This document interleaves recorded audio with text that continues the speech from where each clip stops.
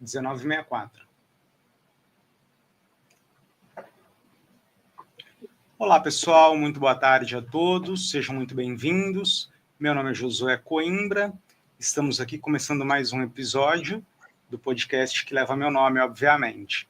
Hoje nós vamos conversar com o presidente do Corecon e sempre vereador, Odilon Guedes. Presidente, se apresente ao grande público, por favor. Boa tarde, Josué. Boa tarde a todos que estão nos assistindo. Primeiro, eu queria agradecer o convite. É um prazer muito grande conversar com vocês.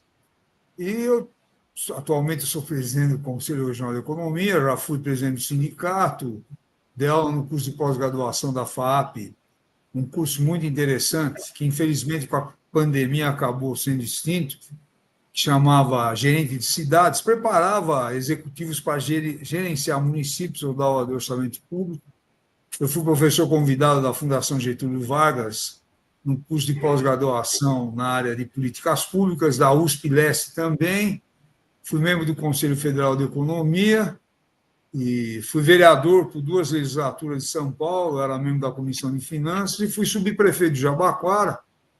Como a maioria muita gente não sabe, São Paulo tem 32 subprefeituras, o Jabaquara tem 220 mil habitantes, foi uma experiência muito importante para mim. Eu tenho um livro publicado que chama Orçamento Público e Cidadania. Então, para me apresentar.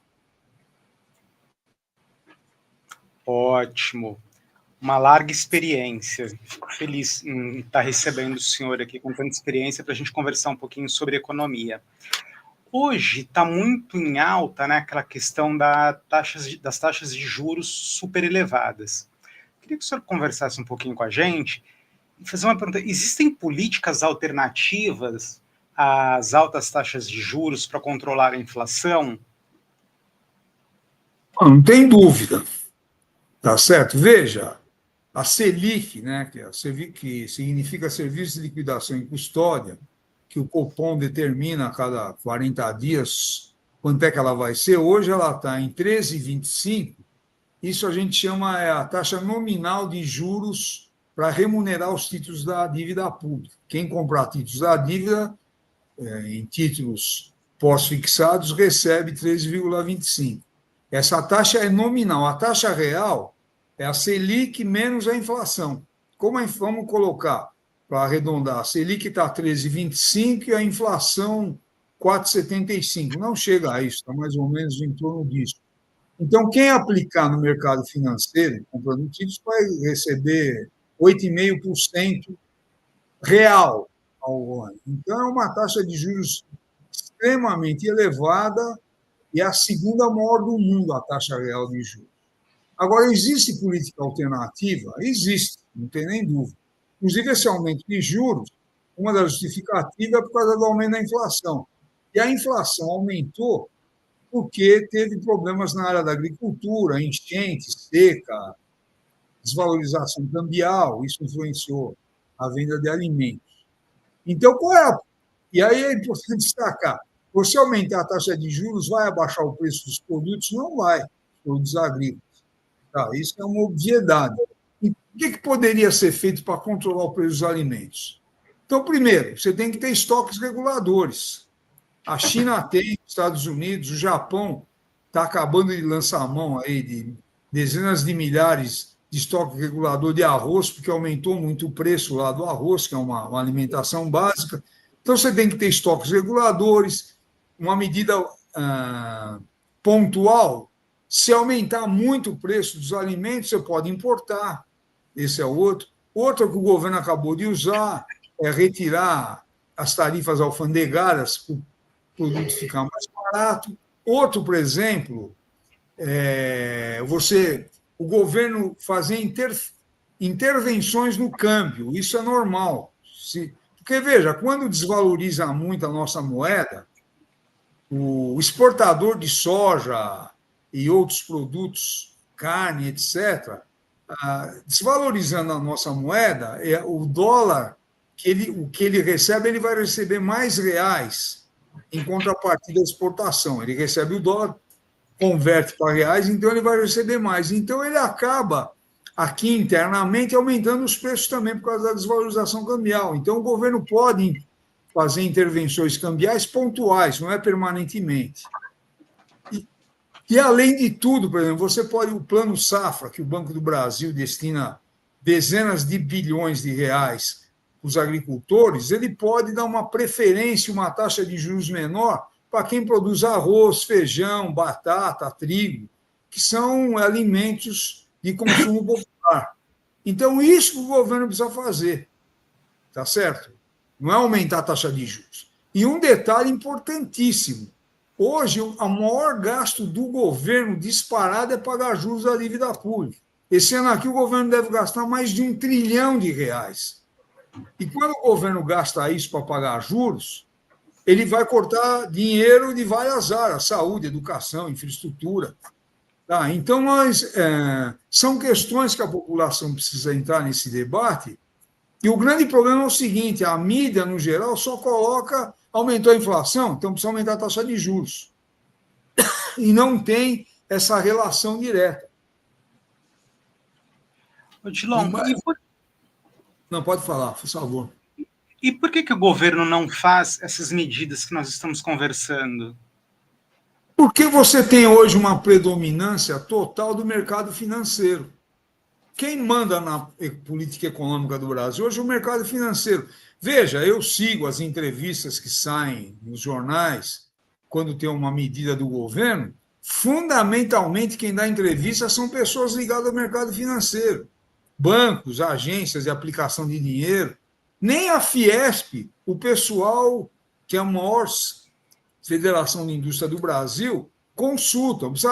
Então, no nosso entender, precisava consultar a Fiesp, a Associação Comercial, o DIEESE, que é um instituto que ele é financiado pelas centrais sindicais, os trabalhadores precisam ser ouvidos também.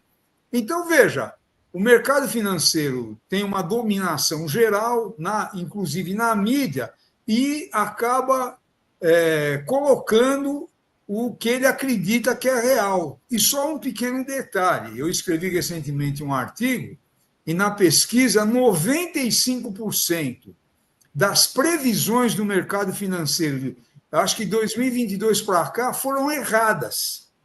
95%. O que o mercado falava de crescimento do PIB, de inflação, eles erraram.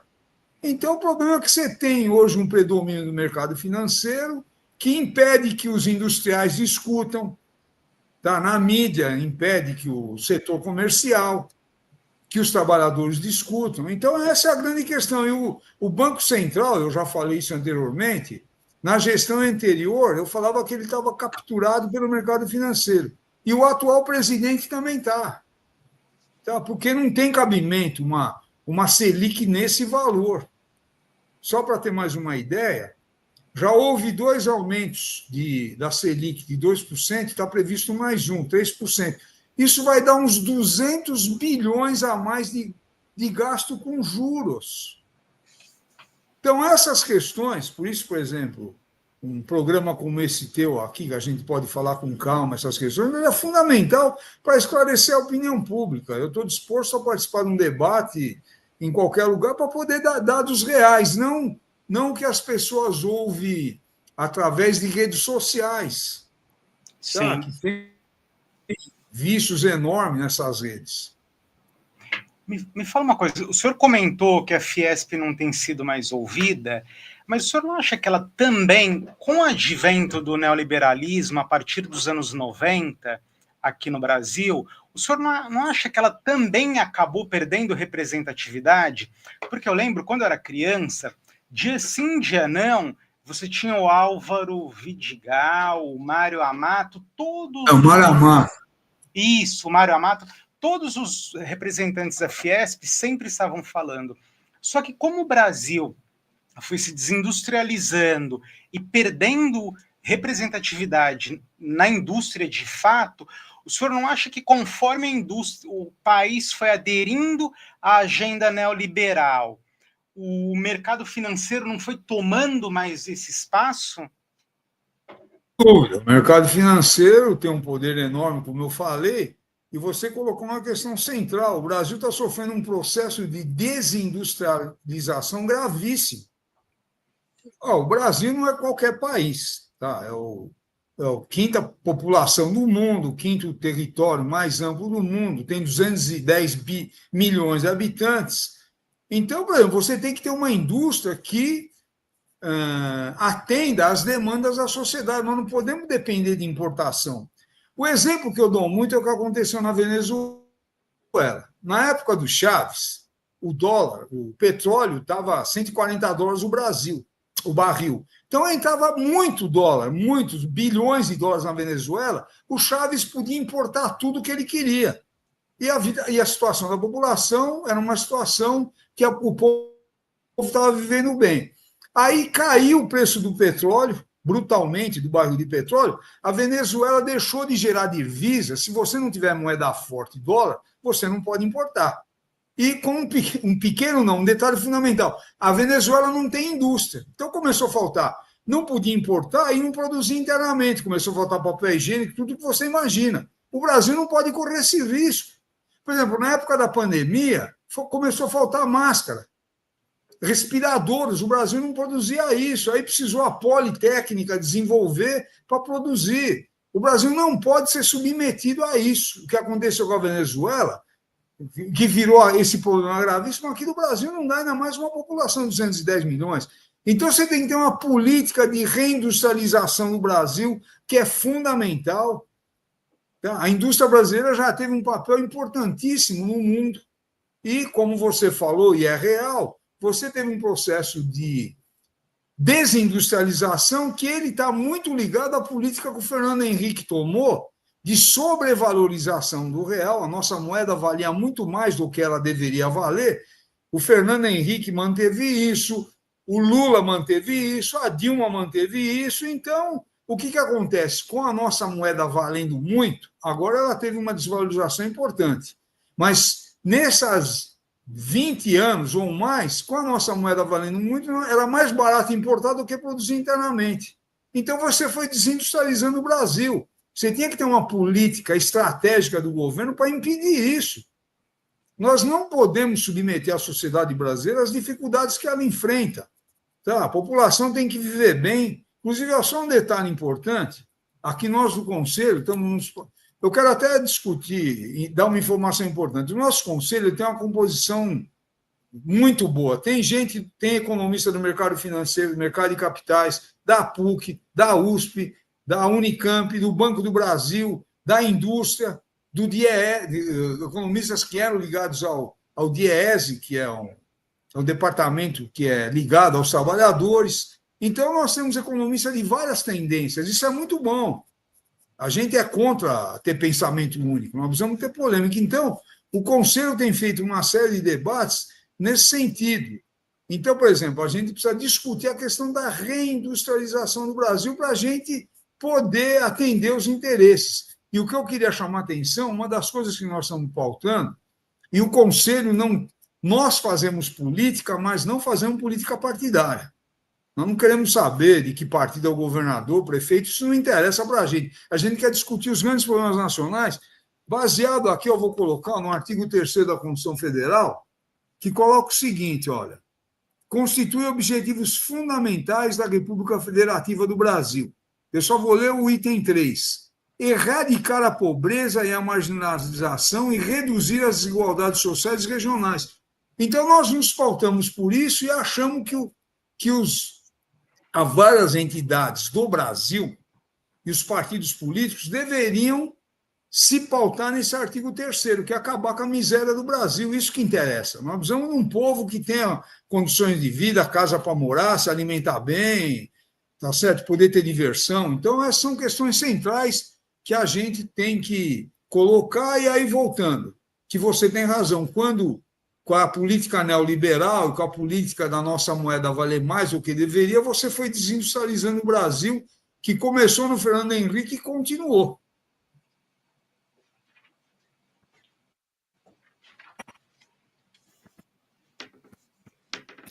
Oi, cortou. O senhor pode repetir só o finalzinho?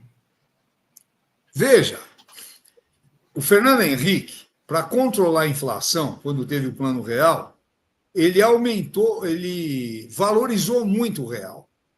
tá certo? A gente tinha reservas que permitiam valorizar o real. Nossa moeda sendo valorizada, tudo que a gente importar vai custar mais barato, tá certo? Do que se a nossa moeda é desvalorizada. Tá? Então, para controlar a inflação no período do Plano Real, ele valorizou muito a nossa moeda. Para quem lembra, né, já faz mais de 30 anos, logicamente os jovens não vão lembrar, mas eu, que dei aula de economia brasileira durante muito tempo, tá certo? O que acontecia? A forma de controlar a inflação foi manter o que? A chamada âncora cambial, que era a nossa moeda valer muito para importar mais barato. À medida que a nossa moeda valia muito, eu falei agora há pouco, os empresários, em vez de produzir internamente, eles importavam máquinas e equipamentos. Isso foi desindustrializando o país. Você pega durante esse período todo, tá? Que começa com o Plano Real, em 93, atravessou o governo Fernando Henrique, e depois o governo Lula, tá certo? Não mexeu nessa questão, o governo Dilma, e o Brasil foi se industrializando. Hoje, a indústria de transformação pesa 11% do PIB, quando ela pesou muito mais, na década de 80, por exemplo. Não sei se ficou claro. Ficou. Inclusive, o senhor estava falando do debate no Corecon, eu me lembrei que o Haroldo, que inclusive é o vice-presidente, ele escreveu um livro muito bacana, que é a ilusão neoliberal da indústria. Eu acho que já vai indo nessa questão de fazer esse debate do porquê o Brasil chegou nisso, né? Perdendo cada vez mais espaço no mercado internacional, e não é só comprar produtos de fora e não produzir, é perder representatividade, é perder mercado, é deixar a nação à mercê do mercado, porque o mercado financeiro, eu não tenho nada contra o mercado financeiro, mas ele vai seguir a agenda dele e a pauta dele, que não é indústria, que é o que? É apenas o rentismo. O senhor acha que eu estou falando bobagem? Não, tá. Primeiro é importante destacar assim, no capitalismo, o que é? Os empresários, o que eles querem? Ter lucro. Então, eles não vão. Essa é a normalidade, ninguém aqui. Essa é a realidade do capitalismo. Tá, o que acontece? Os empresários, se puder ter o mínimo de mão de obra e elevar os seus preços, eles vão fazer isso e cada um vai defender os seus interesses. Tá? Então, aí você tem o papel do Estado. Nós fizemos um texto importante que nós estamos divulgando sobre o papel do Estado na economia e o que a gente destaca, que vem lá desde o Thomas Hobbes, no início do século XVIII, o Rousseau escreveu. O Thomas Hobbes dizia que o homem é mau, o homem é o lobo do homem. Então, o homem é mau, é egoísta, você precisa ter o Estado para controlar esses comportamentos da sociedade, das pessoas más, para elas não prejudicarem os outros. E o Rousseau dizia ao contrário, que o homem é bom. Então, você precisa ter o Estado para proteger os bons, para os maus não prejudicarem. Então, essa discussão do Estado é antiga, os dois colocam a importância do Estado. E o Estado, ele tanto para governos conservadores como para governos progressistas, ele tem um papel fundamental. Para dar alguns exemplos históricos, Getúlio Vargas, que construiu a Companhia Siderúrgica Nacional, que foi fundamental para o desenvolvimento do Brasil, a produção de aço, ele convidou empresários para fazer a Companhia Siderúrgica Nacional, eles não quiseram, porque era um investimento elevado e de longo prazo de retorno. Então, o Estado teve que fazer isso, através de um acordo com os Estados Unidos de investimento. Aí o Estado fez o BNDE, que depois foi o BNDES, que hoje tem um papel fundamental para a Embraer. Grande parte dos aviões que a Embraer exporta, que era uma estatal, hoje é a terceira maior empresa de construção de aviões no mundo, grande parte da exportação é financiada pelo BNDES. Tá certo? Então, e, por outro lado, você pega os Estados Unidos, recentemente saiu uma matéria, o Biden, no governo dele, destinou cerca de 6 bilhões de dólares para que empresas ligadas a Taiwan produzissem semicondutores nos Estados Unidos, financiou o Estado americano presente. Tá certo? Você pega na Europa a mesma coisa. houve um consórcio que está se desenvolvendo na Europa, dos estados europeus, que fizeram um acordo e colocaram 6 bilhões de euros para construir uma estatal para fazer semicondutores para ficar independente da China. O Estado é fundamental. Então, o Estado brasileiro precisa ter uma presença. Nós precisamos acabar com essa conversa de acabar com o Estado. Isso é bobagem. Quem fala isso é porque quer que o setor privado entre, que nem foi feito com a Sabesp aqui em São Paulo. A Sabesp, no ano retrasado, deu 3,5 bilhões de lucro. Aí, quando eu dava aula, eu perguntava aos meus alunos, se você tem uma empresa que dá lucro, você vai vender? Por que foi vendida a Sabesp? Tá certo? Essa é a grande questão que está colocada. Não deveria ser vendido. Tem problema na administração? Demite diretor. Se tem alguém fazendo corrupção, manda prender. Agora, é uma empresa que mexe num bem essencial para a sociedade, que é a água. Esse é o detalhe. Aqui, privatizar o setor elétrico em São Paulo, o que está acontecendo atualmente? O que está acontecendo nesses últimos 2 ou 3 anos, de apagões na cidade quando chove, entendeu? Porque no início eu nem sei como é que está hoje, mas o que a empresa fez? O que faz? Demite as equipes, etc., para poder aumentar o seu lucro, que é a lógica do capital. Então, o Estado ele tem que entrar, não é que o Estado tem que tomar conta de tudo, não, você tem que ter uma interlocução entre o Estado e o mercado, que, aliás, é o que acontece na China, viu? Eu já estive na China, estive vendo um país que se desenvolveu brutalmente, que você tem um setor privado lá que se desenvolve o mercado e o Estado faz o planejamento geral. É um debate para ser feito para a sociedade. Qual é o papel do Estado, do mercado, como é que eles podem se complementar. Então, essas questões que são decisivas no debate macroeconômico, e sair dessa picuinha, por exemplo, em relação ao Estado, que é falar em Estado, de estatal é coisa de comunista, de esquerda, não tem nada a ver. Vai ver o Estado americano, o que ele faz lá, a Alemanha, o Japão, entendeu? Então é muita desinformação. Eu quero repetir, um programa desse é fundamental, que permite a gente dar dados reais, não o que eu acho, entendeu? Ou que sai nas redes sociais, que defende interesses de pessoas ou de grupos e não interesses da sociedade. Então, Odilon, mas só que você está falando do debate, só que assim, aqui no Brasil, antes de criar o debate, criou-se um monstro. Porque, pega, por exemplo, você vai em Nova York, o metrô é público. Você vai a Paris, o metrô também é público. E o metrô aqui de São Paulo é muito melhor que o metrô de Nova York. Então, por que eu tenho que vender o meu metrô, que é limpo? Problema no transporte, qualquer lugar do mundo vai ter. Mas por que eu tenho que vender o meu que é limpo? Aí o senhor falou que nós vendemos a Companhia Energética de São Paulo. Exato, vendemos. E todo mundo fala que tem que vender porque o Estado é ineficiente, porque o Estado não presta, aquela conversa toda. Só que a gente vendeu e foi parar na mão de quem? De uma companhia elétrica estatal da Itália, no caso a Enel. Então, antes de começarmos um debate, de mostrar para as pessoas, olha, todo mundo está falando que o Estado é ruim, só que lá fora existe um capitalismo de Estado forte. Você pega os Estados Unidos, eles ajudam mesmo, põem dinheiro, investe. Uma prova disso é o Elon Musk hoje. Todo aquele dinheiro, tudo aquilo que ele faz, por trás daquilo tem dinheiro público. E por que nós também não podemos fazer o mesmo? Porque aí, quando o Brasil faz, é ruim, o Estado não pode fazer, tem que ser só o empresário. Tá bom, mas o empresário vai fazer? Não. Aí vem uma empresa teoricamente privada lá de fora, mas com recurso público. E nós aqui entregando água que vai ser o petróleo do futuro. Por que todo mundo quer a Sabesp? Porque quem domina a água vai ter o controle geopolítico. Aí você fala, mas não tem nada a ver. Lógico que tem a ver. Está todo mundo de olho nisso. E o Brasil vai entregando e vai tendo esse discurso, tudo que é nacional não presta.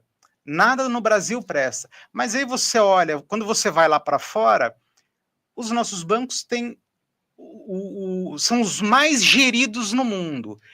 A nossa medicina não é a melhor, mas é uma das melhores. Tem engenheiro brasileiro no mundo inteiro. E será que a gente é tão ruim assim? Agora, por exemplo, a Avibras, que é uma empresa que trabalha com material bélico, está falindo. E vai ser vendida para ninguém nem sabe quem. Só que continua-se o discurso, tudo que é nacional, tudo que é estatal é ruim. Não é ruim, gente. Pelo menos eu vejo dessa forma. E é o que o senhor está falando. Não é porque o Estado vai colocar dinheiro que você é um comunista. Não, é porque lá fora ninguém está preocupado com isso. A gente está, quando você vai para essa discussão, aí o senhor me corrija, é uma questão estratégica de sobrevivência de uma nação. Estou falando bobagem? Você ter uma indústria forte, você ter dominância em vários setores. Eu acho que você está colocando uma questão central. Você tem que ter um projeto nacional. Qual é o projeto de desenvolvimento do Brasil? Não temos. Quais indústrias que você tem que apoiar para se desenvolver na área tecnológica, que é fundamental hoje? Tá certo? Você precisa ter um projeto nacional. Só para dar um exemplo, hoje você tem as chamadas emendas parlamentares, que é o tal do orçamento secreto, que o Flávio Dino deu uma arranjada. Mas veja, não é um problema só que o deputado manda lá para o município, depois tem corrupção. O problema é o seguinte: quem tem condições de saber qual é o projeto brasileiro, onde tem que ser investido, é o Estado brasileiro, o Poder Executivo, que tem uma visão estratégica. Não é o deputado que manda para a prefeitura lá um dinheiro para comprar trator. E aí você pulveriza uma parte fundamental do orçamento público. E aí essa questão do Estado, houve uma campanha com o advento do neoliberalismo, no fim da década de 70, 79, 80, que o Reagan era presidente dos Estados Unidos, a Margaret Thatcher, primeira-ministra da Inglaterra, que o neoliberalismo avançou no mundo. Então, qual era o papel do neoliberalismo? Era desmoralizar o Estado. Então, houve uma campanha brutal de falar que o Estado só tem vagabundo, que ninguém serve para nada, que só tem corrupção. Aí lembra das lojas americanas, aí, que é privado, e o nível da corrupção que teve lá, só rapidamente, entre parênteses. Então, por exemplo, houve uma campanha brutal, as pessoas não lembram disso, é normal, tá? Porque isso aí já faz 30 ou mais anos. Tinha propaganda na televisão que era um elefante numa loja de cristal. O elefante era estatal. Houve denúncias, informações que o Ratinho, Ana Maria Braga, fizeram merchandising a favor da privatização. Então, o Ratinho estava no programa dele lá e, de repente, ele falava, pô, estatal, é tudo ruim, etc. Ele ganhava para fazer isso. Merchandising é aquela propaganda enrustida, né? Então, você pega uma novela, aí aparece uma cerveja lá, uma marca de cerveja que a câmera focaliza, quem está vendo lá acha que os artistas lá, ou a história, o cara toma aquela cerveja. Aquilo custa um dinheirão para colocar aquela propaganda indireta. Então, houve uma campanha enorme. Então, até hoje, você fala de, por exemplo, privatizar o Banespa, que era um banco decisivo para o desenvolvimento de São Paulo, um absurdo. Ele estava com problemas, renegocia as dívidas, etc. Tem diretor ladrão, bota os caras na cadeia, mas você vai privatizar um banco do nível do Estadão. E só um detalhe, na pandemia, o banco que sustentou, a região que sustentou o Banespa no mundo foi o Brasil, com essas taxas de juros absurdas. Então, são questões que precisam ser debatidas com calma. Não pode ter viés ideológico, estou falando, entendeu? Isso que nós vamos. Agora, isso hoje está meio insuportável, porque você dividiu o Brasil, você fala alguma coisa, você é comunista, você é contra isso, aquilo, outro. E eu quero debater. Como é que você debate com uma pessoa que não tem nenhuma informação? Que repete o que ela lê lá na rede social, que é um monte de desinformação total. Então, nós temos que retomar esse debate de uma estratégia nacional, que o Brasil tem um potencial para ser uma das melhores nações do mundo, e aí isso vai ter um custo.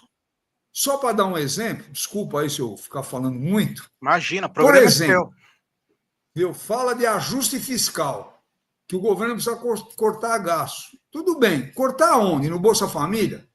Ou no benefício de prestação continuada? Só para quem não sabe o que é isso, é um auxílio que o governo dá para famílias que ou tem um idoso com mais de 60 anos, ou uma pessoa com problemas de doenças graves ou com deficiências, etc. E essa família, além disso, tem que ter uma renda per capita de 1/4 do salário mínimo.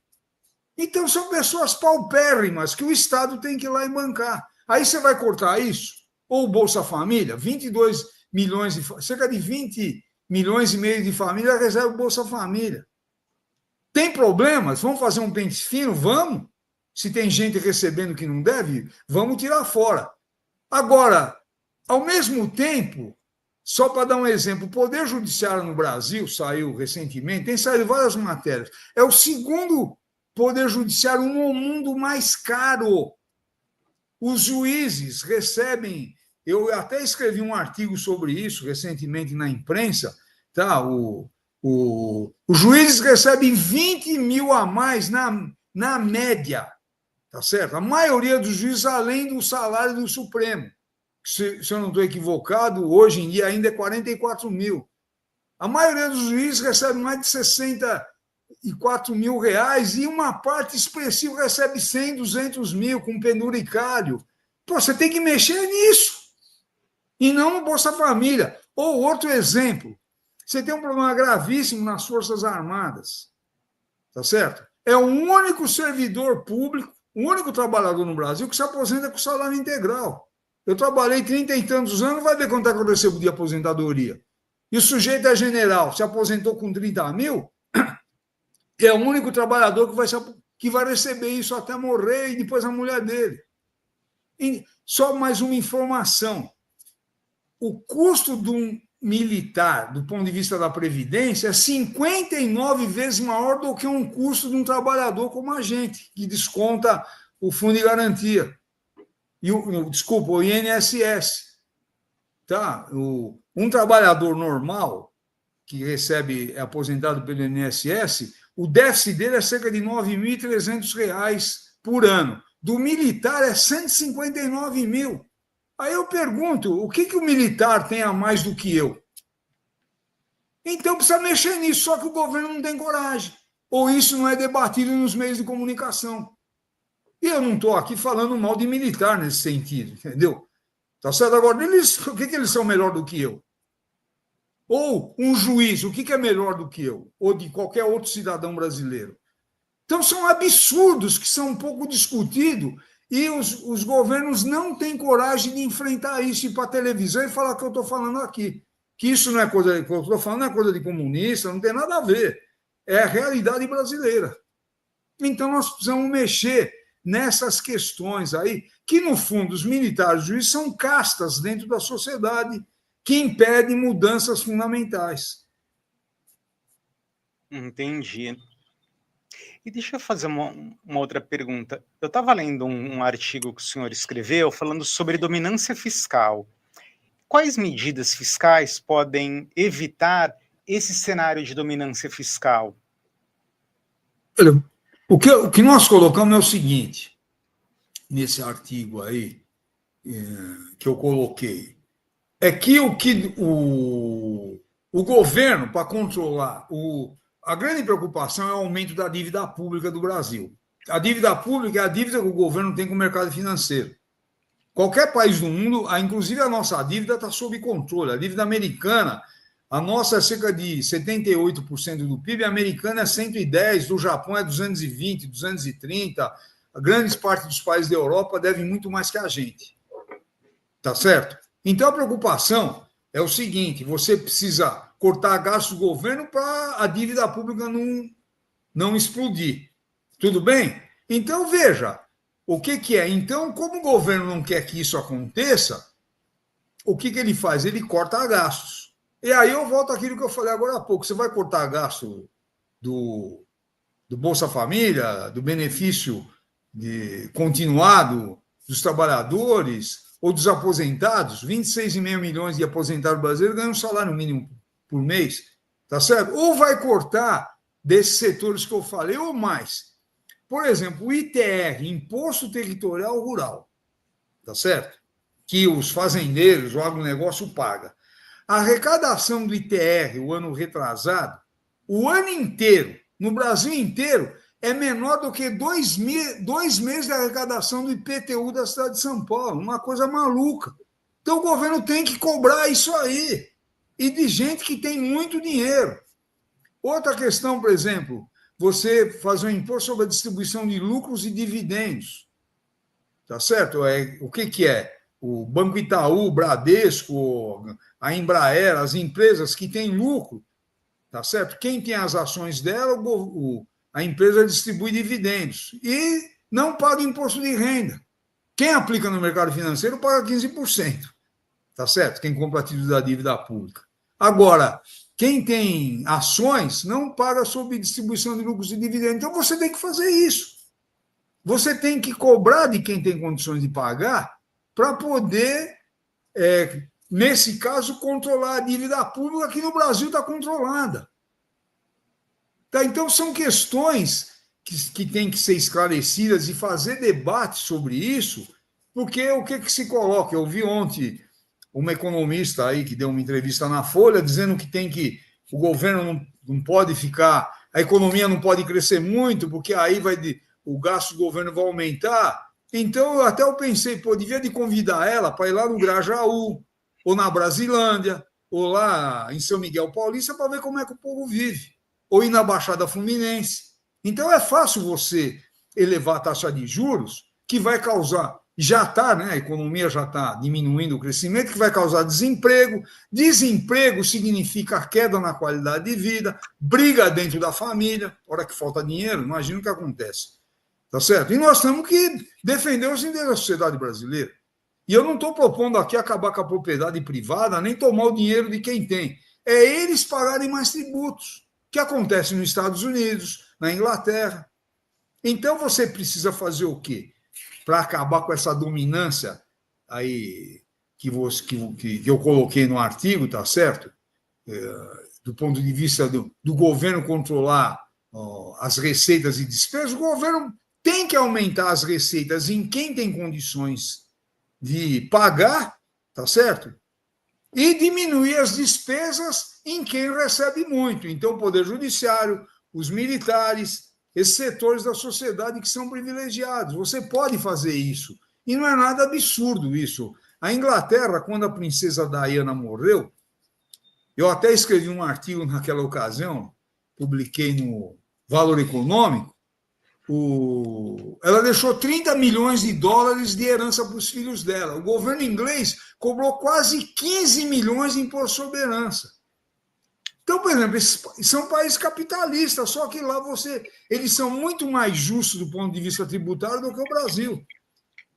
Então, para acabar com essa discussão, você tem jeito, que eu estou falando, só que aí é uma questão política. Você colocar isso na... Não pode falar, por favor. Só que no caso da Inglaterra, que o senhor citou, a princesa fazia parte da monarquia. Isso quer dizer que ninguém escapa do leão lá. E isso que eu acho interessante. Porque muito bem lembrado. Porque de repente se você vem aqui no Brasil, ou em outro lugar, mas aqui eu faço parte da monarquia, eu faço parte do establishment, então eu não vou pagar. E esse exemplo foi muito bacana, porque lá, mesmo ela fazendo parte da família real, a senhora vai pagar o imposto.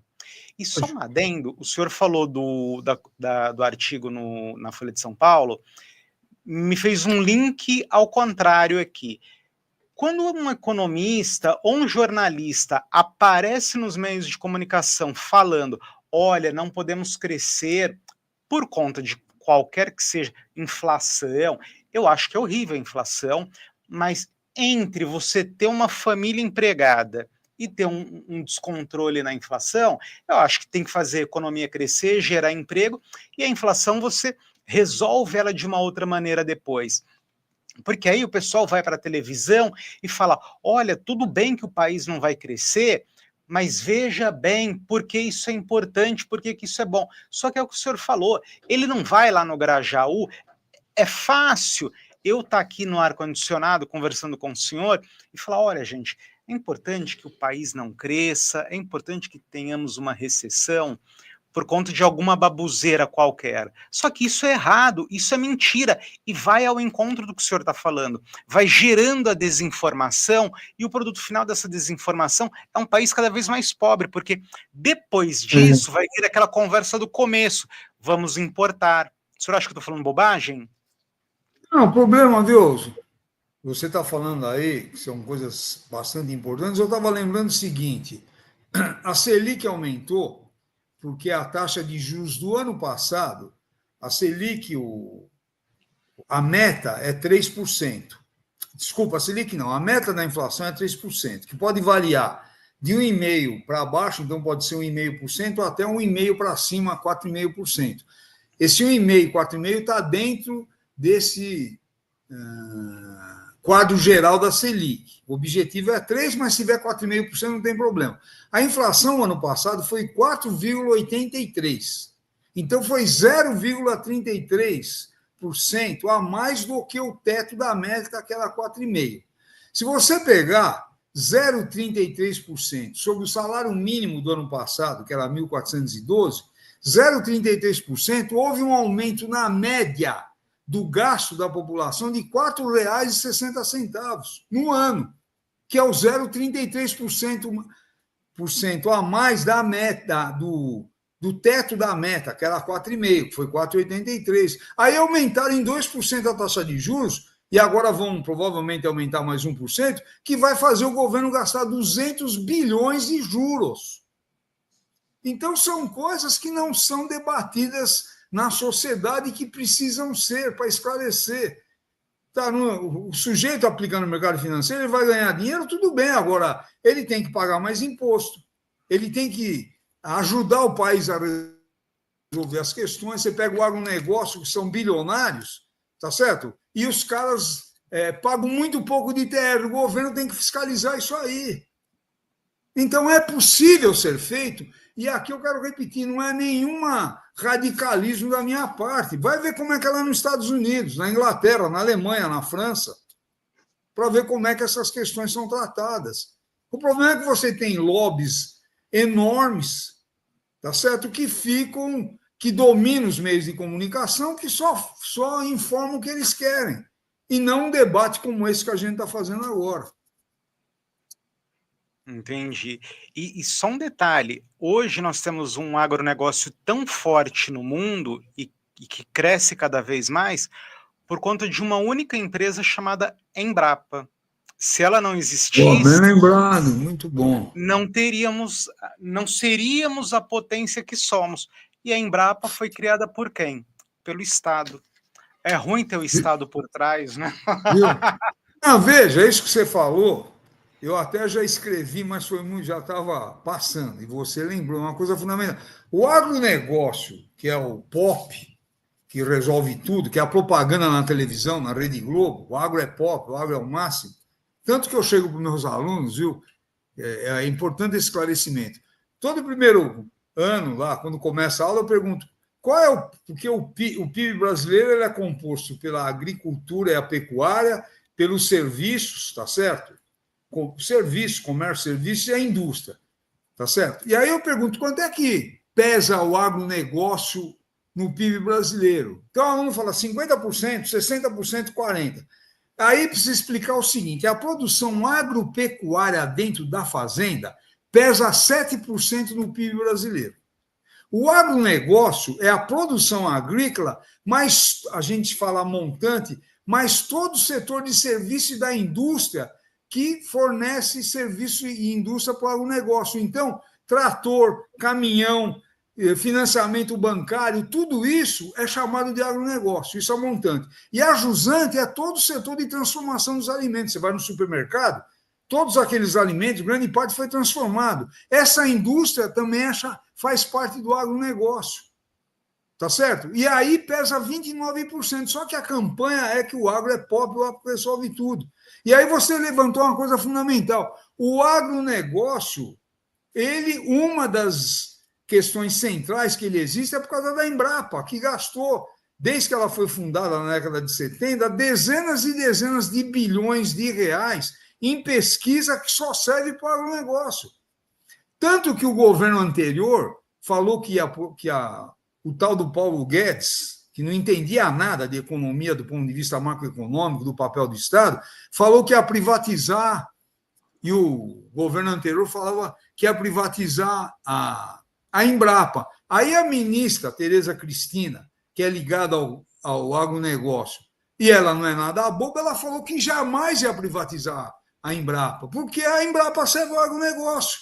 Por que você vai privatizar se você tem uma empresa de altíssimo nível que faz pesquisa? Hoje o Brasil planta trigo, soja em áreas equatoriais que não plantavam antigamente por causa das sementes desenvolvidas. E o Plano Safra, que o Banco do Brasil financia o agronegócio a juros mais baratos do que da indústria, juros subsidiados. E ninguém fala isso. Então, foi muito importante você lembrar aí a questão da Embrapa.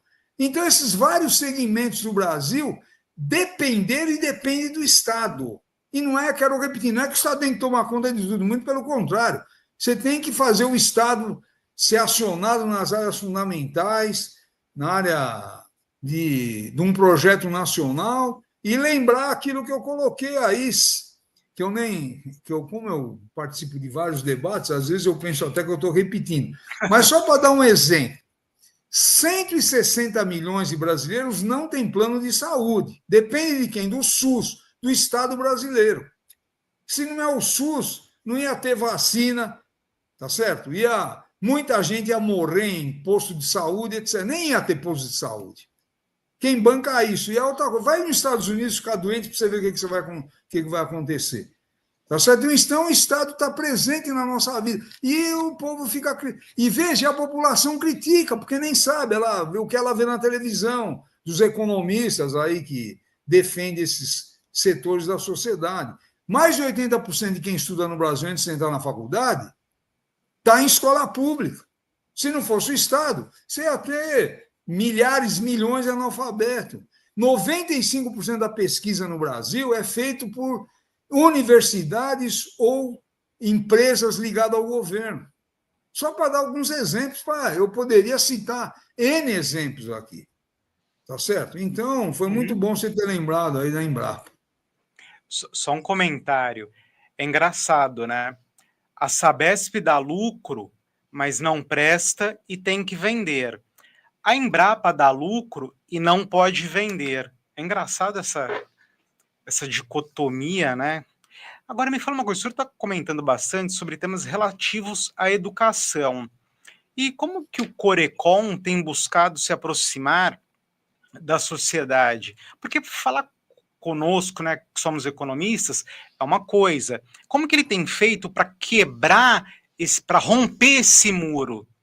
Deixar de falar para os convertidos? Olha, o Corecon, eu quero repetir, ele tem uma formação de economista das mais variadas tendências e aqui ninguém é obrigado a... Só não tem economista que acha que a Terra é plana ou que não precisa vacinar a criança. Esse tipo de economista não tem entre nós. Tem economistas que defendem o Estado, outros defendem o setor privado e não tem problema nenhum. Tá certo? Eu acho excelente a gente poder ter várias formas de pensamento. E o que o Corecon está fazendo, por exemplo, a gente fez um artigo aqui sobre o papel do Estado e a gente coloca aqui, nós temos que nos pautar pelo artigo 3º da Constituição Federal, aquele que eu acabei de ler. Tá certo? Que um dos objetivos centrais da República Federativa do Brasil é acabar com a miséria, com as desigualdades sociais. Então, isso está na Constituição, não sou eu que estou inventando. Não é nem coisa de esquerda ou de direita. Foi um acordo que teve na Constituição de 88. Tá certo? Então, a gente se pauta por isso, para que os nossos conselheiros levem em consideração esse tipo de questão. Então, nós temos tido uma presença importante na imprensa, tá certo? Em vários jornais, eu já escrevi no Estadão, no Correio Brasiliense, em vários outros jornais. Temos uma presença no rádio, na televisão ou em podcast como o teu aí, e estamos divulgando ao máximo que a gente pode esse debate que a gente considera importante. Então, nós estamos fazendo isso. Então, hoje nós tivemos uma live super importante, que é sobre a questão do emprego e da qualidade de vida, que no Brasil o povo se mata de trabalhar, não tem tempo nem de de se divertir ou de descansar. Então, foi um debate, a gente tem feito vários debates importantíssimos desse ponto de vista, e nós temos um conjunto de vídeos, cerca de 600 vídeos, com debates nas mais variadas áreas. A gente fez um convênio, por exemplo, com o Conselho Regional do Maranhão, para eles os economistas de lá acessarem esses nossos vídeos, e estamos à disposição de outros conselhos do Brasil. Então, nós estamos, desde estar escrevendo na imprensa, colocando dados através do rádio e da televisão, e também o Corecon, como eu falei, tem 15 mil economistas. Esses vídeos, como que nós fizemos hoje, são mandados para os 15 mil economistas. Então, dentro das nossas possibilidades, nós estamos fazendo essa série de atividades que eu estou muito otimista em relação ao nosso trabalho. E outra coisa importantíssima, nós temos um programa que chama Café com Economista, que nós estamos indo para o interior do estado. Já havia isso ano passado, e esse ano nós estamos ampliando. Então, nós vamos, daqui 2 semanas, nós vamos para Marília e fazer esse encontro em Bauru. Então, nós vamos fazer palestras sobre o papel do Estado, nós vamos levar esse documento, sobre a reindustrialização brasileira, que você falou do Haroldo, ele vai fazer uma palestra sobre a inteligência artificial, que o Wellington vai falar. Então, dentro das nossas possibilidades, nós estamos debatendo, discutindo, e nós temos um apoio importante aqui da área de comunicação do Conselho. Entendi.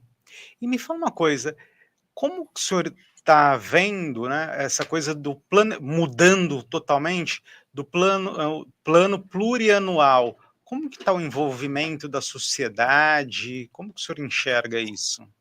Muito boa pergunta. Eu acho que umas 3 semanas eu publiquei um artigo no Correio Brasiliense colocando isso.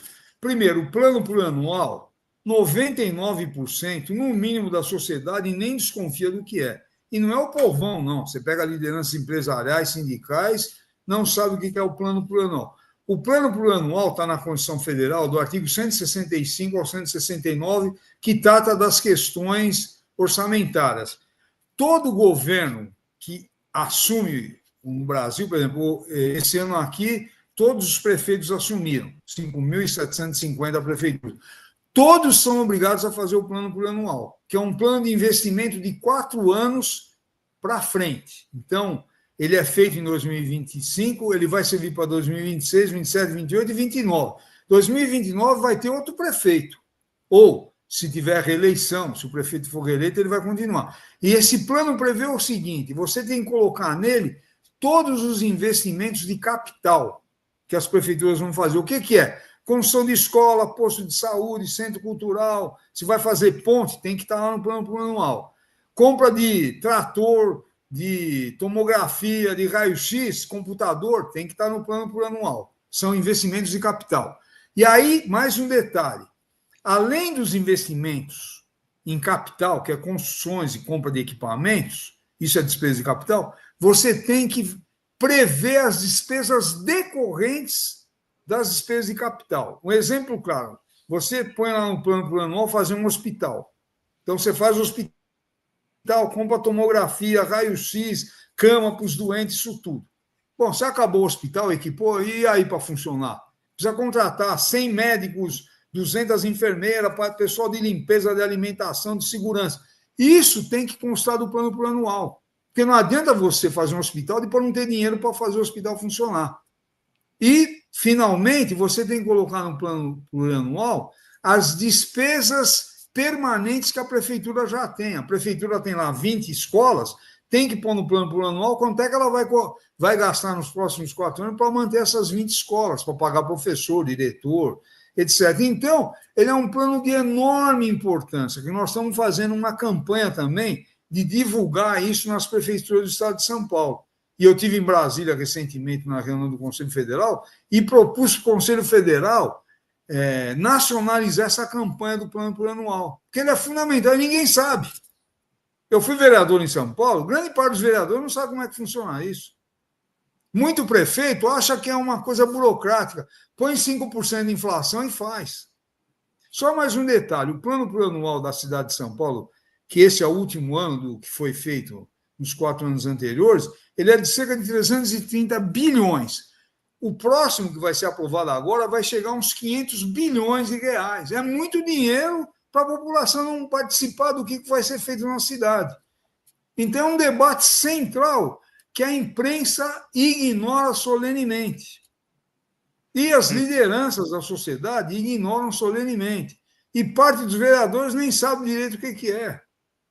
Veja, isso é questão de cidadania. A gente discutiu o plano plurianual. Então, foi muito bom você ter colocado essa questão aí. O senhor falou em cidadania, me fez pensar uma coisa. O alinhamento entre o PPA, plano diretor e leis orçamentárias ainda é um desafio para muitos municípios. Quais caminhos poderiam garantir uma maior integração e transparência nesse processo? Olha, Porque assim, também... a população... Oi, pode falar. Não, bem colocada essa questão. O plano plurianual, ele é um plano de 4 anos. Tudo bem? Ele vai ser aprovado esse ano aqui e vai valer para os próximos 4. Lógico que ele pode ser mudado, aí o prefeito tem que mandar um projeto de lei para mudar, se ele achar que tem que mudar algumas questões, aí a Câmara vai discutir. Aí você tem a lei de diretrizes orçamentárias, que ela é anual e ela tem que ser aprovada no primeiro semestre, que ela vai, uma das questões centrais dela é dizer quais são as prioridades para o orçamento do ano que vem. Então, a LDO de 2026, ela já tem que estar aprovada. Não, ela tem que ser aprovada até o dia 30 de junho, ela vai dizer quais são as prioridades do ano que vem. E aí, na lei do orçamento, você detalha, a lei do orçamento, ela tem todas as receitas, por exemplo, no caso do município, que o município gera essas receitas, é o IPTU, ISS, ITBI, tá certo? E taxas, etc. E o que ele recebe de transferência de ICMS do Estado, de PVA, tá certo? 25% do ICMS do que o Estado arrecada no município, ele tem que recolocar no município. 50% de PVA que a gente paga, que é o imposto estadual, ele devolve para o município. E o fundo de participação dos municípios, etc. Então, veja, você tem que... Isso vai estar na lei orçamentária. Então, só para dar um exemplo, a LDO, ela conversa com o PPA. Então, o município propôs fazer 20 escolas em 4 anos. A LDO vai falar, nesse ano vai fazer 5. E vai constar da lei do orçamento. Quando vier o ano que vem, a LDO vai colocar lá, vai fazer 7. Então, ela está dialogando com o PPA, que é o orientador geral, com a lei do orçamento. E a questão central que você falou, a lei do Estatuto das Cidades, no artigo 40, coloca que todos os municípios do Brasil são obrigados a fazer o plano diretor, a não ser aqueles que tenham menos de 20 mil habitantes, mas se eles estiverem na região metropolitana, eles são obrigados a fazer. E aí está explícito na lei que o plano diretor tem que estar ligado ao plano plurianual, a LDO e a lei do orçamento. Então, são coisas muito bem elaboradas. Por exemplo, o processo orçamentário no Brasil é muito bem elaborado. O plano diretor também, para ser feito, muito bem elaborado. Agora, esse é um debate central que isso não passa para a maioria das pessoas que ignoram isso, que acham que política é para te quebrar o galho. Tá? E não é para decidir o futuro da cidade ou do país. Então, são coisas importantes. Aí eu quero destacar, o economista tem um papel fundamental no planejamento, que você colocou no início, com o advento do neoliberalismo, você fez um ataque geral ao Estado e ao planejamento. Por exemplo, você pega o Juscelino, no plano de metas, que o eixo do plano de metas que ele colocar era crescer 50 anos em 5. E o Juscelino teve um papel fundamental. Aí você teve o Getúlio Vargas, fez vários planos de desenvolvimento. Aí, na época da ditadura militar, você teve o segundo PND, que era completar a matriz industrial do Brasil. Então, indústria petroquímica, avançar com a Petrobras explorando mais petróleo, o pró-álcool de energia renovável, isso tudo foi discutido e começou a ser implementado no segundo PND. Com o advento do neoliberalismo, se acabou com isso. Deixou de se planejar. Eu falava para os meus alunos, se na vida, se você não planejar o que você quer, você vai ficar dando cabeçada. Imagina um país dessa dimensão. Então, a ligação do plano plurianual com o plano diretor é essa que eu coloquei aí. Entendi. E me fala uma coisa, ainda na cidade, na sua visão, quais são os maiores entraves para transformar boas propostas econômicas em políticas públicas efetivas? Vamos falar na cidade de São Paulo, mas nas outras cidades, né? Que eu quero usar São Paulo, porque como o senhor já foi vereador 2 vezes e subprefeito. Olha, você tem que primeiro levar informação para a população. A população é muito desinformada. Tá? E acha que isso aí não interessa para ela quando interessa. Então, por exemplo, a questão de transporte em São Paulo é uma questão fundamental. As pessoas gastam aí 2 horas para ir para o trabalho e 2 para voltar. Quem aguenta isso? E muita gente vai em ônibus que nem tem ar-condicionado. É um absurdo. Então, você precisa resolver o problema de transporte coletivo na cidade. Então, corredor de ônibus, metrô, corredor é muito mais barato. Você fazer corredores de ônibus, e funciona muito bem. Você pega o corredor da Rebouças, que eu pego de vez em quando, é uma maravilha, chega rapidíssimo. Então, precisa ter um projeto do plano diretor para isso. A questão, por exemplo, na área da saúde, por exemplo, médico da família, que você tem que disseminar, porque se tem um médico orientando a família, ela não vai ficar muito mais difícil ela ficar doente, porque ela está seguindo protocolos de higiene, de prevenção de doenças, tá certo? A questão de habitação popular, você vai... Eu fui subprefeito de Jabaquara, lá tem uma favela que é chamada Vietnã e a outra no Águas Espraiadas, que chama Beira Rio. Vai lá dar uma olhada como é que é. Palafita, é um negócio que não dá para viver naquilo lá. Esse aí, eu vou voltar a falar, esses economistas aí que ficam propondo impedir a economia de crescer, de gerar emprego, vai morar num lugar desse. Tá certo? E aí eu quero repetir, é possível fazer a economia crescer e controlar a inflação. Olha, só mais um exemplo que eu acho que é interessante, que eu dei há muitos anos, eu dei aula de economia brasileira. O Juscelino Kubitschek, o projeto dele era crescer 50 anos em 5. E ele fez um investimento enorme em várias áreas, tá certo? Geração de energia, transporte, a indústria automobilística. E aí a inflação estava aumentando. Aí o FMI veio no Brasil e quis enquadrar o governo do Juscelino, fazer com que ele fizesse cortes no orçamento, parasse de fazer investimentos. Sabe o que ele fez? Falou para o FMI, vão procurar só a turma. Deu um pé no traseiro dos caras do FMI, mandou, quer dizer, impediu e não seguiu as recomendações dele. E Juscelino não era nenhum comunista, não tinha nada a ver, só que ele estava defendendo os interesses do país e do projeto dele. Então, você tem que dar informação para a sociedade, permanentemente. E os meios de comunicação têm um papel decisivo, rádio, televisão, tinham que estar falando o que a gente fala o tempo inteiro. Você vai para a Europa, o debate de orçamento é direto, como nos Estados Unidos. Agora, aqui, eu quero repetir, o Estado, o orçamento público tem um papel fundamental, e as pessoas nem sabem disso, e como elas não sabem a importância, não exercem a cidadania de saber onde é que o dinheiro está sendo colocado. Por isso que nós estamos esse projeto que se chama Orçamento Público e Transparência Popular, que nós queremos que todas as prefeituras do Estado coloquem lá o povo, onde o povo acessa a prefeitura, os dados do orçamento, o que ela recebe de receita e aonde ela gasta, numa linguagem popular. Quando eu fui subprefeito de Jabaquara, foi a primeira coisa que eu fiz. Aliás, foi a única subprefeitura que fez isso. Eu colocava na entrada, tinha um quadro lá, colocava, em vez de gasto da prefeitura de pessoal, tantos milhões, fazia todo mês um balanço e distribuía para todo mundo. Em vez de colocar serviço de terceiros, colocava lá contratação de empresa de limpeza de córrego, tantos milhões.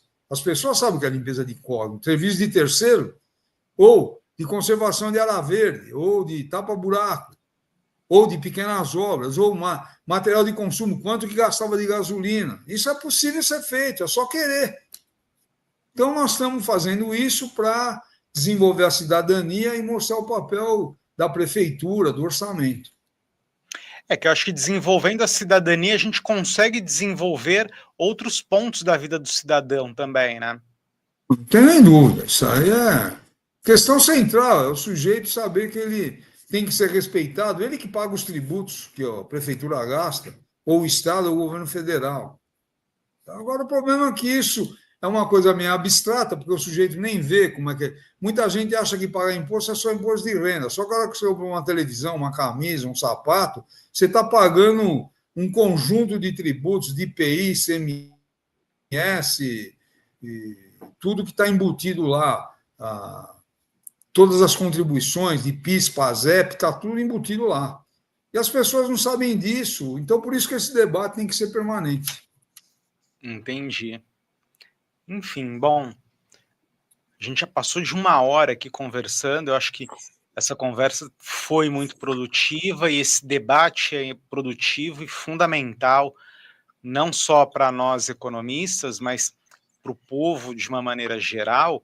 E eu queria que o senhor deixasse uma palavra final, já quero te convidar de novo, convidá-lo para voltar aqui para a gente continuar esse debate, porque é de suma importância.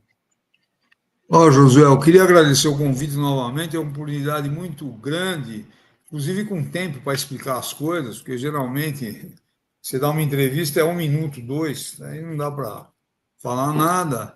E a questão central é nós temos que melhorar a vida da população brasileira, a população brasileira tem direito de viver bem, ela paga tributos, as pessoas são cidadãos e cidadãs têm que ser respeitadas, tá certo? Então, nós precisamos levar esse tipo de informação e que nós estamos fazendo no Conselho Regional esse esforço para fazer isso, e eu quero destacar, isso aqui não é coisa nem de direita nem de esquerda, é questão da cidadania, e que é isso que vai mudar o Brasil. O Brasil tem um potencial enorme para se tornar uma grande nação. Agora, você precisa quebrar esses lobbies, essas castas que controlam tudo. E os meios de comunicação precisam ser mais democráticos. Vai aumentar a taxa de juros, tem que chamar o banqueiro, o sujeito que aplica no mercado financeiro, a Fiesp, a Associação Comercial e o DIEESE dos trabalhadores, as centrais sindicais. Temos que ouvir todo mundo para saber o que acha. Então, muito obrigado pela oportunidade. Gostei muito de participar do programa. Eu agradeço a todos que nos assistiram, agradeço ao senhor por disponibilizar esse tempo para estar aqui com a gente, agradeço a equipe da comunicação também, que me ajudou bastante a fazer esse programa acontecer hoje. Obrigado mais uma vez, fiquem com Deus e até a próxima semana.